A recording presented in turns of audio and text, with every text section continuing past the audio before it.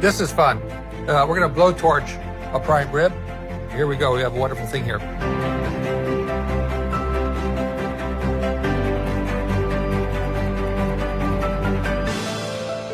This is a standing rib roast or prime rib.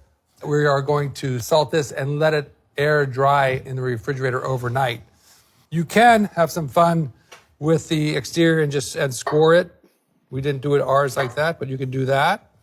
It's a little bit of different presentation. Doesn't really diminish any of the cooking capabilities. It's a purely aesthetic, and I'm just drawing my knife through there and just probably going down barely a 1/16 of an inch just to give it a little bit of score. It's kind of fun.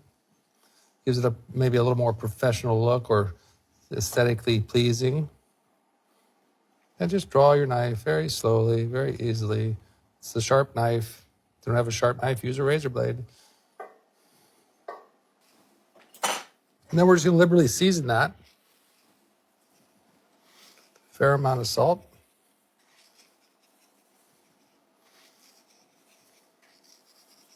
Fair amount of salt. And then just pat that in. And those little score marks also will help that salt penetrate into the meat and help cure it a little better. Now we get to do some blowtorching. I have a butane. I'm sorry. I have a propane. Butane works as well. I'm going to put on a pair of goggles here.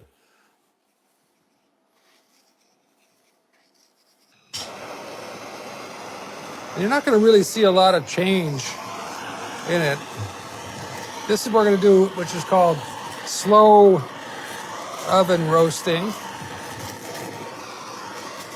So we're going to start our prime rib at 275 and keep it at 275 throughout the cooking process until the internal temperature reaches 128 degrees.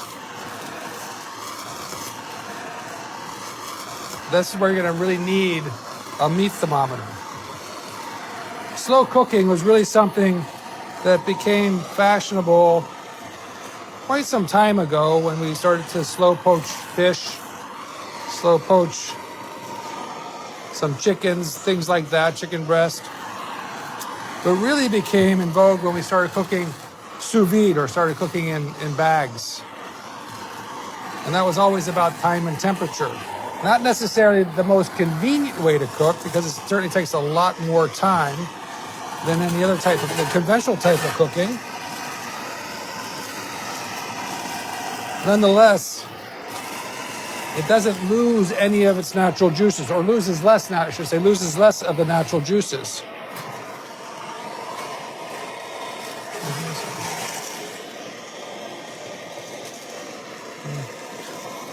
Now, when this is done, this is going to look like a beautifully roasted piece of prime rib.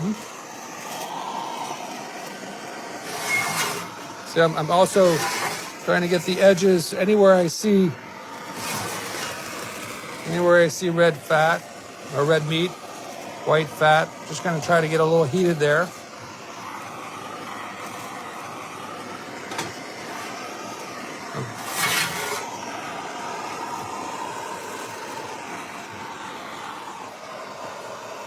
And it actually smells really wonderful. You can start to smell that fat burning a little bit.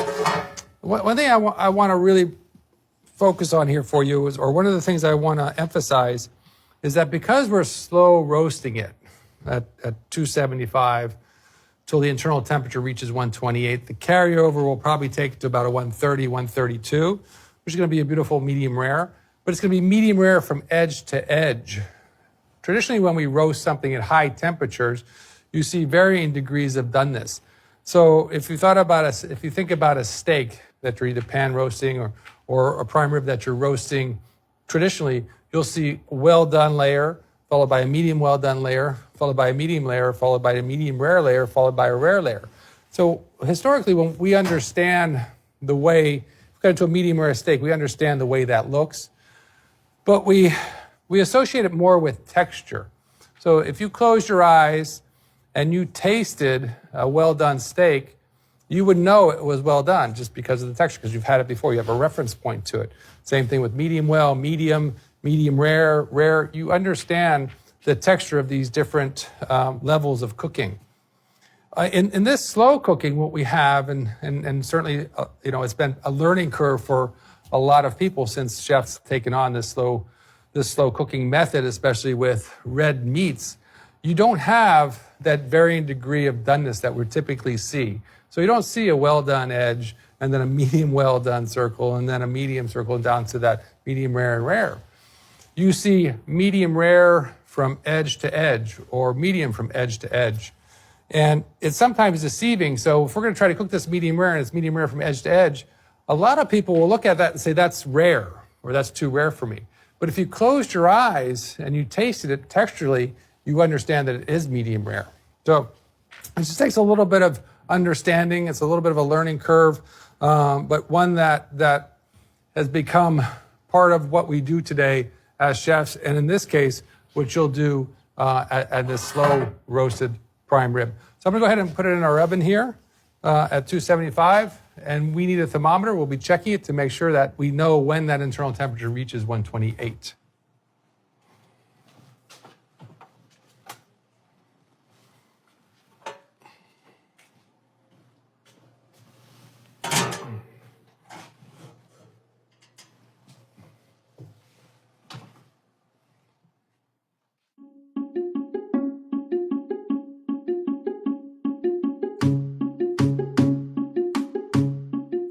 This dinner is really a celebration. At least I think of it that way.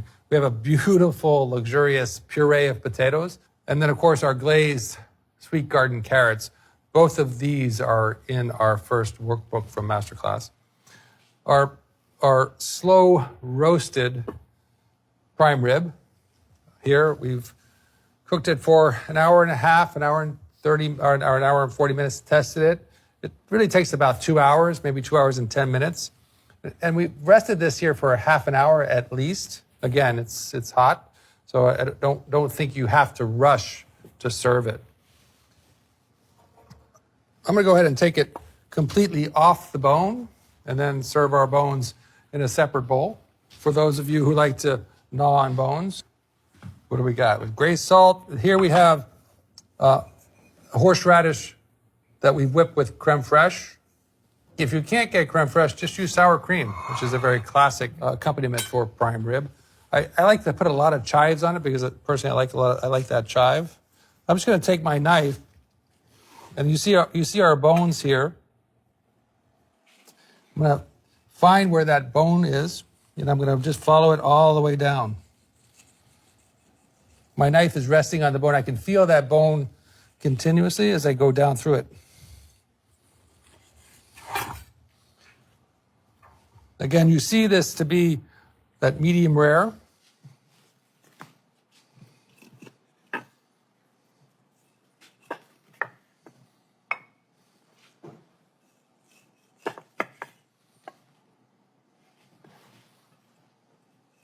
A lot of meat on these bones.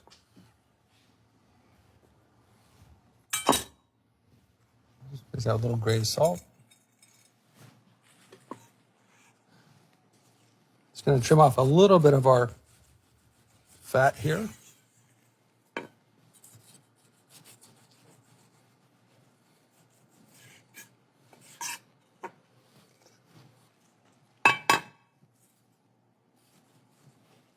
Again, you see how I always support the piece I'm cutting as well as the piece that's being cut. Look at that. Beautiful. I'm always slicing. My hands are, I'm never pressing down on it. You can kind of see now that color from edge to edge is the same. And that's what we talked about when we talked about slow cooking. In this case, slow roasting. You can see the steam coming off. It's been resting for half an hour, but still there's plenty of steam and it is hot. Slicing always. Oh. You see that you can see the decal here and then the ribeye here. And you see the amount of juice, or I should say the lack of the amount of juice that's on the board, because it's all stayed within the protein itself, the meat.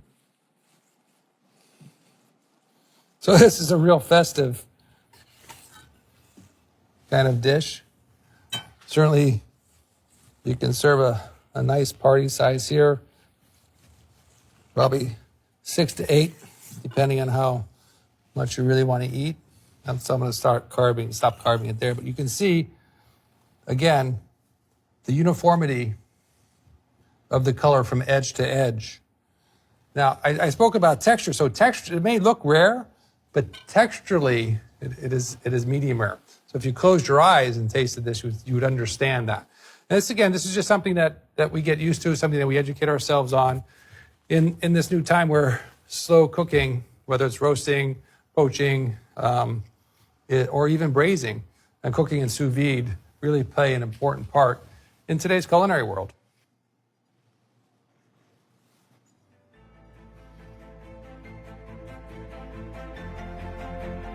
Time to celebrate.